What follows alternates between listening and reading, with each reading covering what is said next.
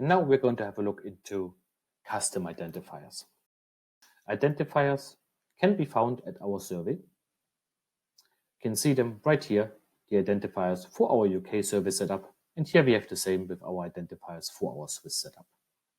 Identifiers are the two ID variables which are attached to the basic link which you enter in the survey entry link part. Some survey platforms might not be able to use our default ID names, which are PID and the PSID.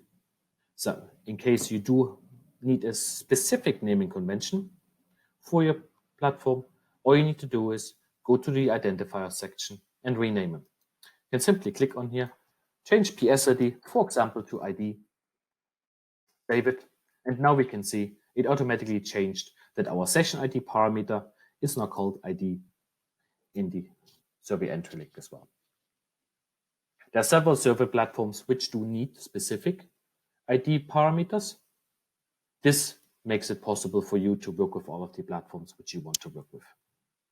The one important factor to take into account always though is the important variable out of these two is always the session ID. The session ID is always the parameter which we need to be piped back via the redirects as well.